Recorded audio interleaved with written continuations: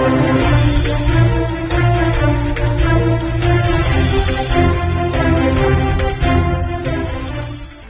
ભેસ્તાન વિસ્તારમાં state monitoring સેલે ગઈકાલે મોડી રાત્રે એક મોટી કાર્યવાહી હાથ ધરી છે. પોલીસને બાતમી મળી હતી કે ભેસ્તાન જીયાવ ગામ રોડ પર મોટા પાયે દારૂનો અડ્ડો ચાલી રહ્યો છે. આ બાતમીના આધારે સ્ટેટ મોનિટરિંગ સેલની ટીમે અચાનક દરોડો પાડ્યો હતો. દરોડા દરમિયાન પોલીસ ઘટના સ્થળ પરથી મોટી માત્રામાં દારૂનો જથ્થો કબજે કર્યો છે. પોલીસના જણાવ્યા અનુસાર કુલ 648 જેટલી વિદેશી દારૂની બોટલો અને 84 લીટર જેટલો દેશી દારૂ મળી આવ્યો છે.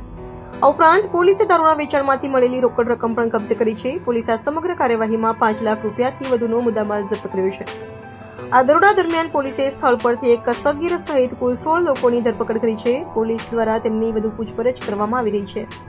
પ્રાથમિક તપાસમાં દારૂનો જથ્થો ક્યાંથી લાવવામાં આવ્યો હતો અને કોણ આ નેટવર્ક ચલાવી રહ્યું હતું તે અંગે માહિતી મેળવવામાં આવી રહી છે. આ સાથે જ પોલીસે આ કેસમાં સંડોવાયેલા 3 લોકોને વોન્ટેડ જાહેર કર્યા છે અને તેમની શોધખોળ ચાલુ છે.